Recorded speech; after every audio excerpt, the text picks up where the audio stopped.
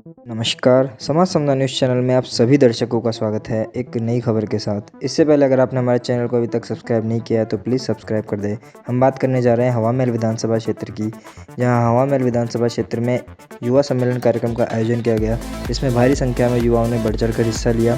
इस कार्यक्रम के दौरान cabinet minister information and broadcasting Anurag Thakur ने सभी युवाओं व कार्यकर्ताओं को संबोधित किया।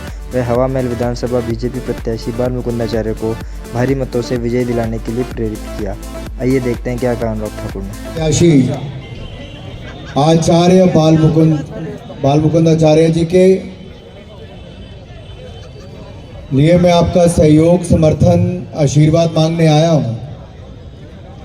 और मुझे खुशी इस बात की है कि इस युवा सम्मेलन में मंच पर उपस्थित युवा मोर्चा के हमारे जुझारू प्रदेशाध्यक्ष,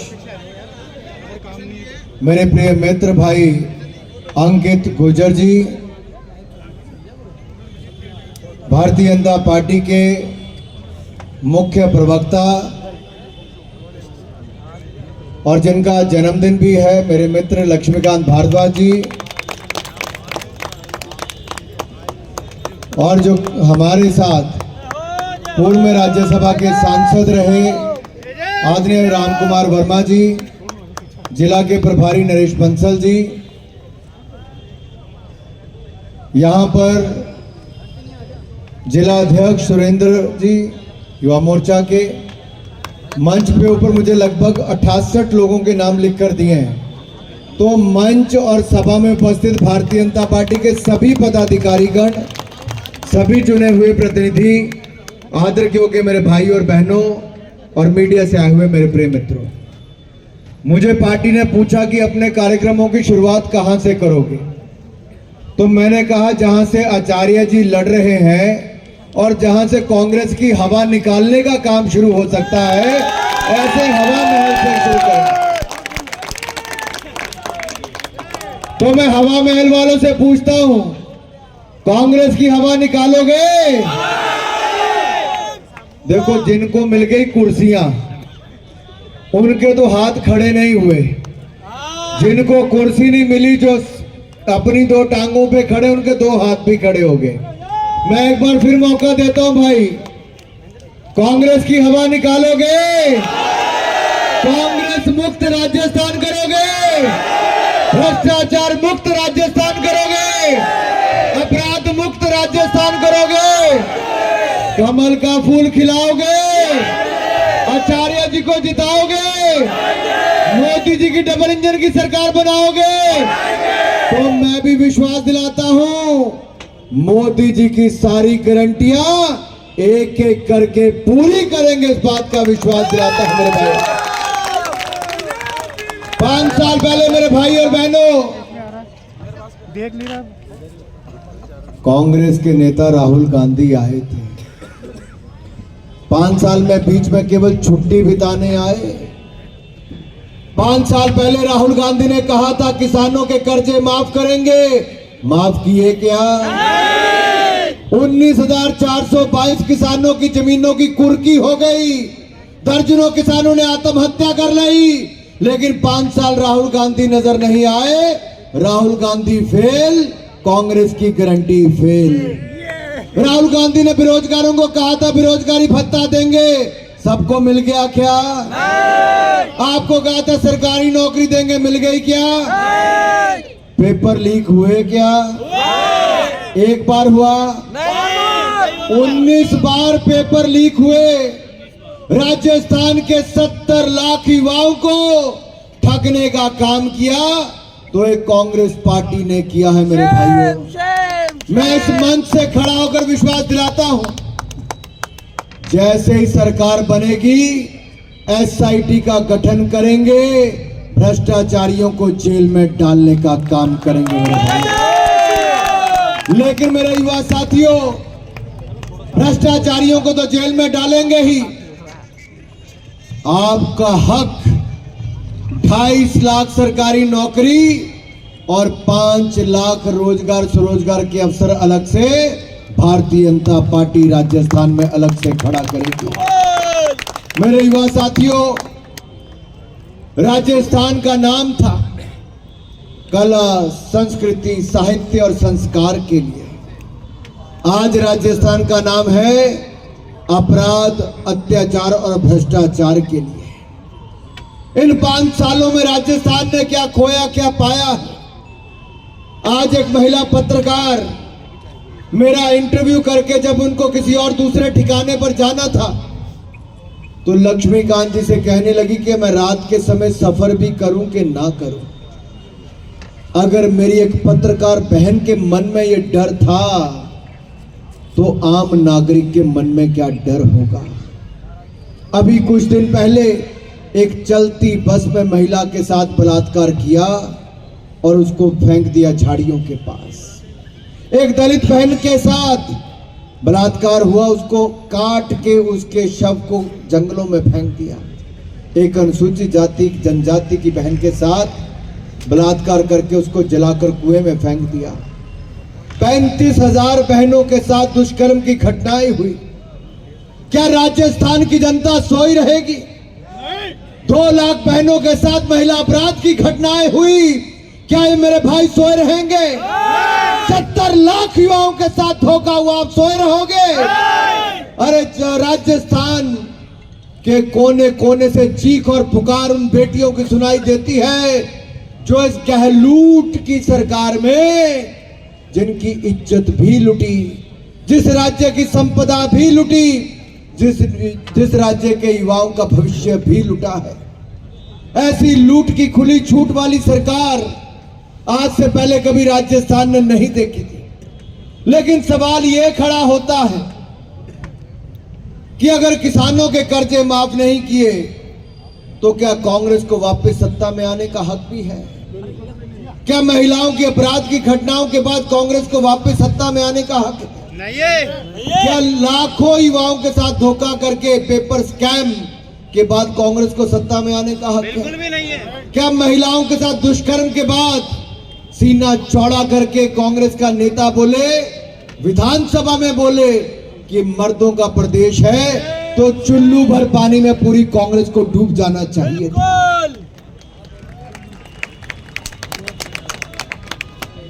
ना जाने कितनी बेशर्मों की ये सरकार रही। गहलोत जी कहते हैं कि राजस्थान में कोई लूट नहीं हुई।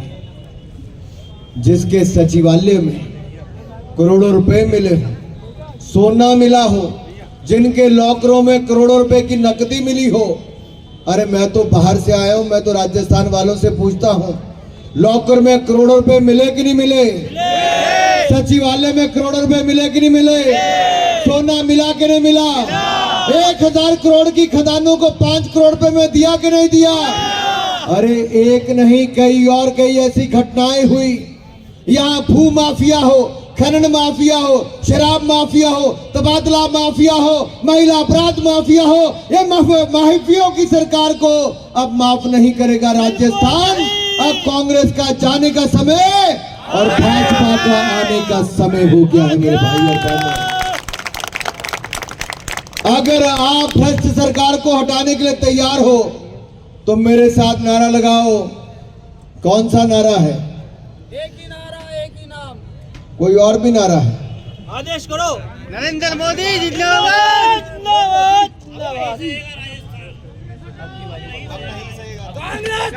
अब नहीं होगा राजस्थान, बिल्कुल कांग्रेस मुक्त राजस्थान। और भी कोई नारा बता दो भाई। हम नहीं सहेंगे राजस्थान। आप आदेश करो। सोचो अंत में मैं नारे लगवाने वाला हूं आप सबसे, लेकिन नारे लगवाने से पहले बताने वाला हूं भाई और बहनों, नरेंद्र मोदी जी ने कहा है कि ये जो देश में सबसे ज्यादा लूट तो यहां हुई है राजस्थान में, महिला अपराध की घटनाएं भी सबसे ज्यादा हुई, कांग्रेस मुक्त, लेकिन यहाँ पर पेट्रोल डीजल के दाम भी देश में सबसे ज्यादा है। लेकिन जैसे ही भाजपा की सरकार आएगी आपको ज्यादा दाम नहीं देने पड़ेंगे। राजस्थान के दाम पेट्रोल डीजल के अब उत्तर प्रदेश और गुजरात जितने कर दिए जाएंगे मेरे भाई और बहनों, बराबर कर दिए जाएंगे। 450 रुपए में गरीब बहनों को रसोई गैस का सिलेंडर मिलेगा। बेटी पैदा होगी तो 2 लाख रुपया खाते में जमा करेंगे। आपकी बेटी अगर 12वीं में अच्छे नंबर लेती है तो स्कूटी मिलेगी, मेरे नौजवान भाइयों को लैपटॉप मिलेगा और मेरे किसान भाइयों को 12,000 रुपया मोदी सरकार देगी ताकि उनकी सम्मान निधि भी मिले। और जो लफंटर हैं, जो महिलाओं को छेड़ते हैं, उनके खिलाफ एंटी रोमियो स्क्वाड का भी गठन किया जाएगा, बेटियों को संरक्षण दिया जाएगा। और यही नहीं, ऐसे पुलिस थाने बनेंगे जहां पर महिला पुलिस थाने हो और पुलिस स्टेशन पर महिला डेस्क बनेगी। मेरे भाई और बहनों, योगी जी का नाम तो सुना ही होगा आपने।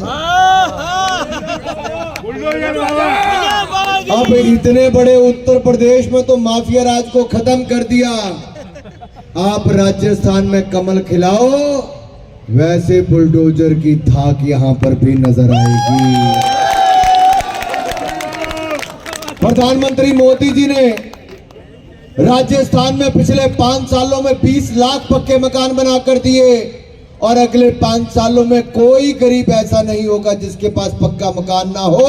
हम मुख्यमंत्री आवास योजना भी शुरू करेंगे और बेघर को घर देने का काम नरेंद्र मोदी जी की सरकार करेगी। 5 किलो मुफ्त अनाज अगले 5 सालों तक मिलता रहेगा मेरे भाई और बहनों। और यही नहीं, हर घर को नल से जल देने का काम भी मोदी सरकार करेगी। हमने हजारों करोड़ दिए, 40,000 करोड़ रुपया दिया, लेकिन ये गहलोत की सरकार उसमें भी लूट कर गई।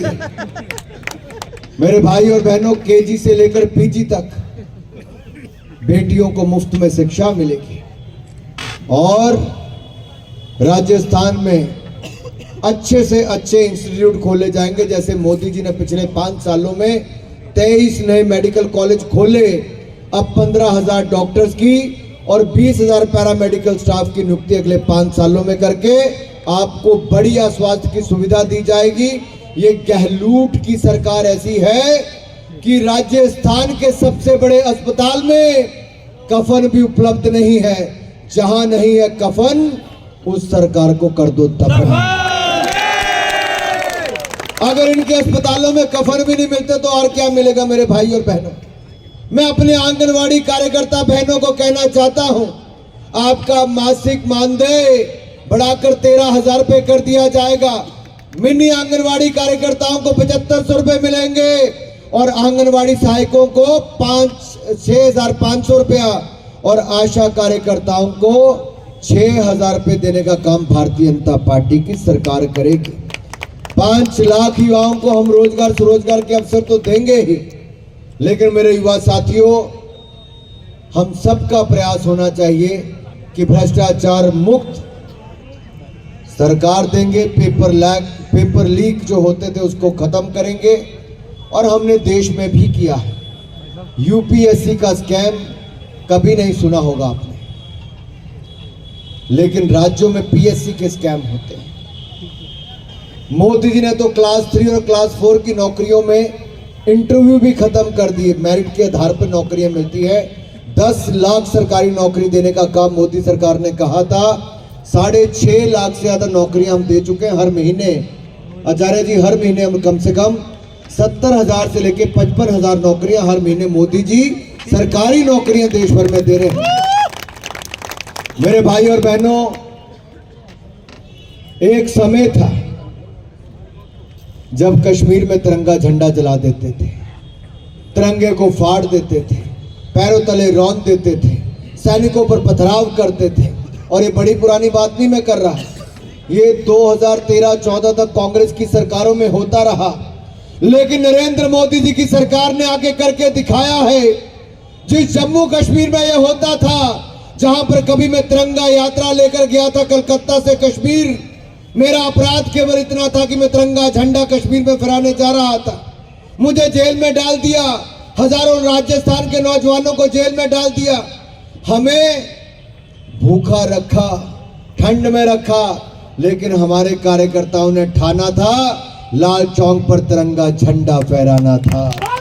लेकिन मोदी सरकार आई तो 5 अगस्त 2019 को 370 और 35 से धारा को सदा सदा के लिए समाप्त कर दिया।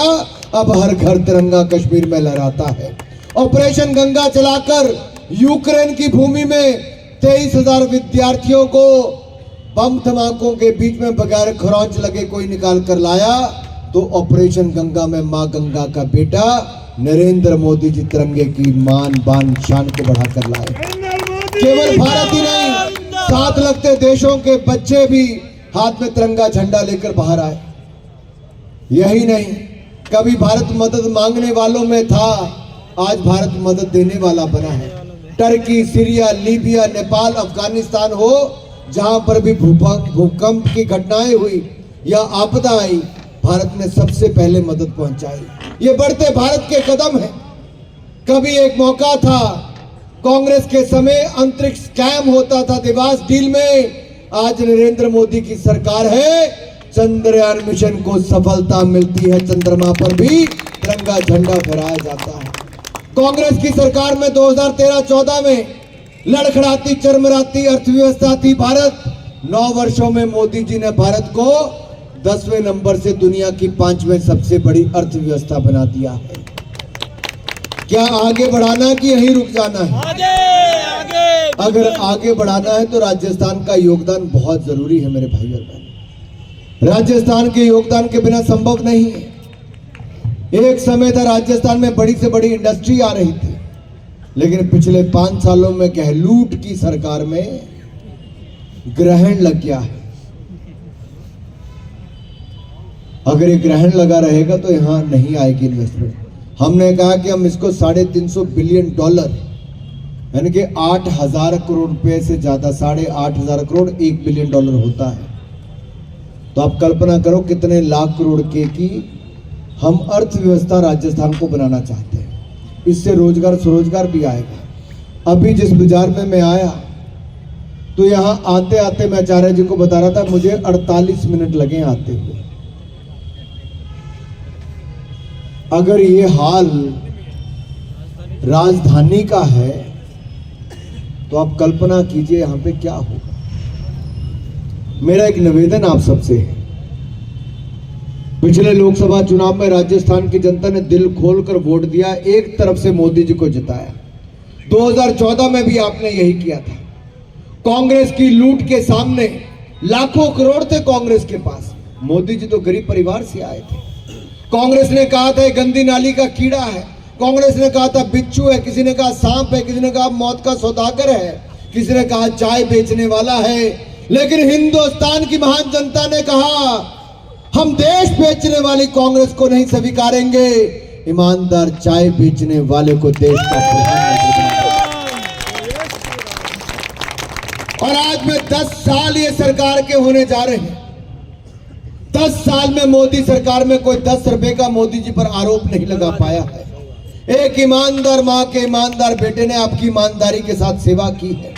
4 करोड़ पक्के मकान, 12 करोड़ शौचालय, 13 करोड़ घरों को नल से जल देना, हर घर को, हर गांव को बिजली पहुंचाना, 60 करोड़ लोगों को 5 लाख का इलाज आयुष्मान भारत योजना में देना, 80 करोड़ लोगों को 2.5 साल तक मुफ्त में अनाज देना और 220 करोड़ वैक्सीन मुफ्त में लगाना, पूरे हिंदुस्तान के लोगों को 157 देशों को दवाई और वैक्सीन पहुंचाना और दुनिया में 5वीं सबसे बड़ी अर्थव्यवस्था बनाना, ये कोई ईमानदार नेता ही कर सकता था।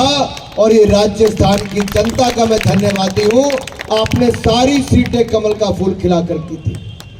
आज मैं आपसे पूछने आया हूं, अगर केंद्र की ईमानदार सरकार चली तो आपने यहां पर गहलोत की सरकार क्यों बनाई? आपने लूट की खुली छूट क्यों दी? आपने युवाओं से लेकर किसानों के भविष्य के साथ खिलवाड़ क्यों किया?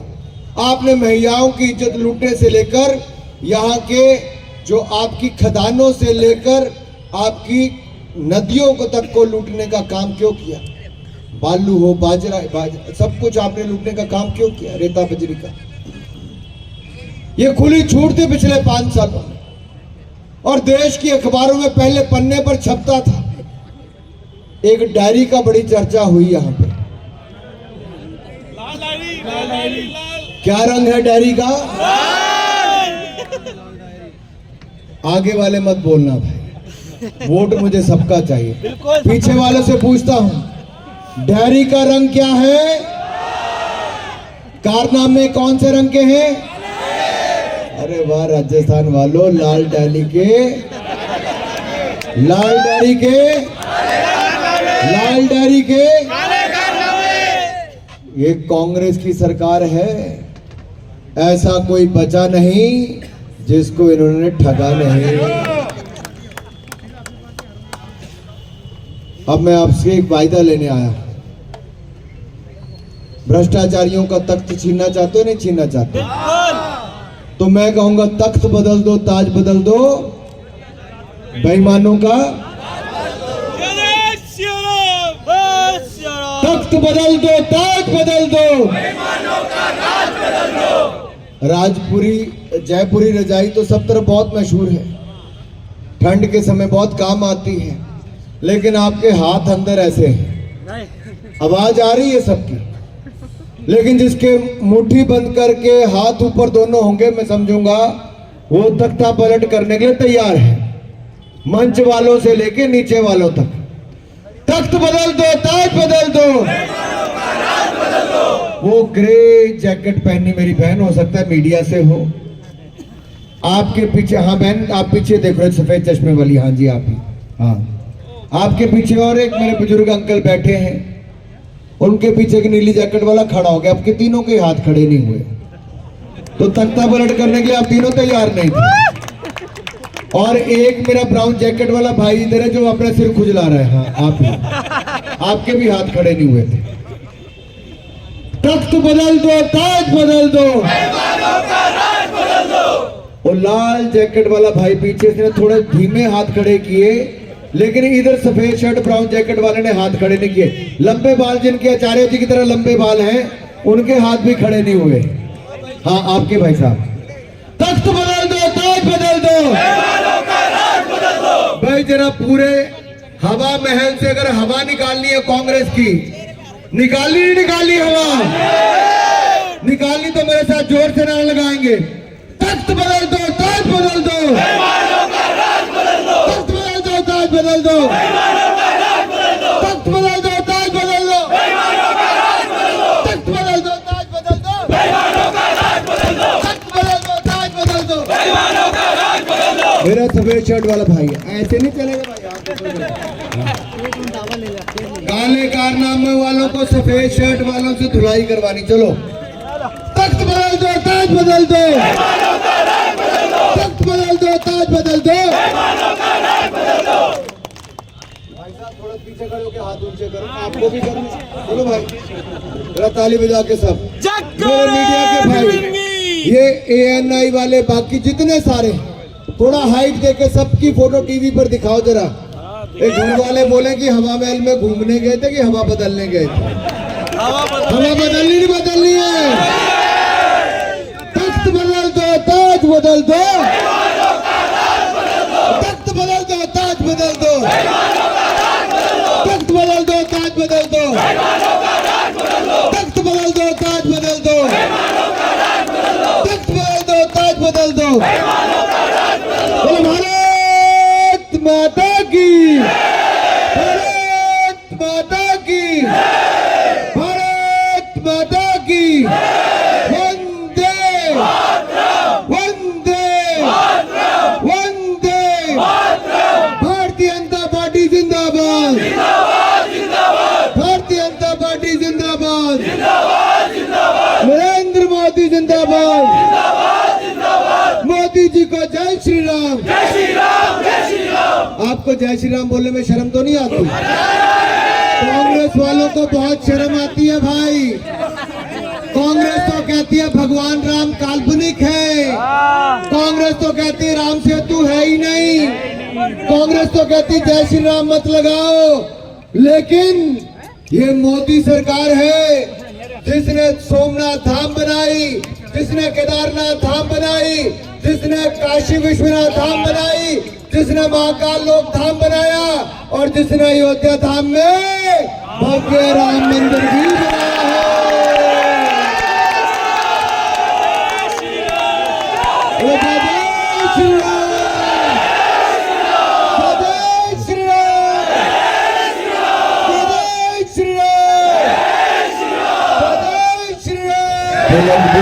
रहे हैं, जनेऊ भी पहन रहे हैं, मंदिरों में गायत्री मंत्र भी ताजा ताजा सीख कर आए हैं। ये बरसाती मेंढक है कांग्रेसी। ये थोड़े दिन चुनाव के टाइम पे सनातनी बनेंगे, फिर उनका समर्थन करेंगे जो गर्दन काटने का काम भी करते हैं। और ये 8,000 लोगों की मृत्यु हुई 5 सालों में। उनके किसी परिवार के किसी व्यक्ति को 50 लाख का चेक नहीं मिला, किसी को। लेकिन गहलोत की सरकार ने, ये गहलोत की सरकार में 50 लाख का चेक दिया ना रामगंज में, रामगंज में दिया, रामगंज में, रामगंज में दिया, रामगंज में, रामगंज में दिया, रामगंज में 2 घंटे के अंदर 50 लाख का चेक रामगंज में दिया, और रामगंज में, सरकारी नौकरी। रामगंज में वो दिया ना, रामगंज में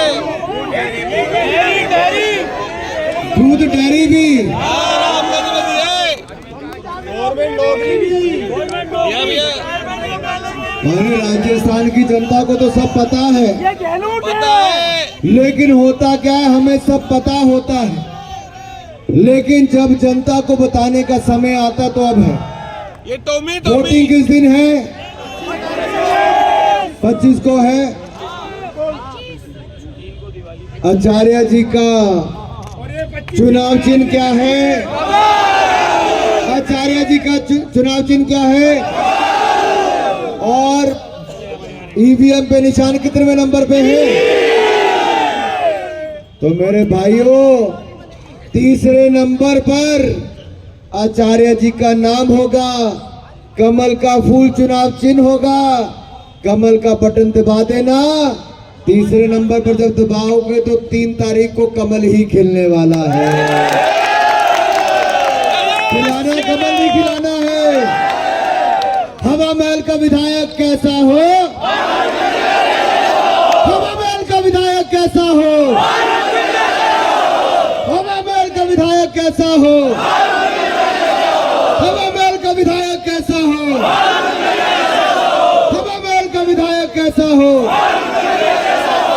भाई और बहनों, बाल मुकुंद आचार्य जी ये कैंडिडेट भारतीय जनता पार्टी के हैं, लेकिन सौगंध राम की खाओ कि 25 तारीख तक आप सभी बाल मुकुंद आचार्य जी बनके गली गली घूमोगे और एक एक वोट सुनिश्चित करोगे कि भारतीय जनता पार्टी के पक्ष में पड़े। विश्वास दिलाते हो?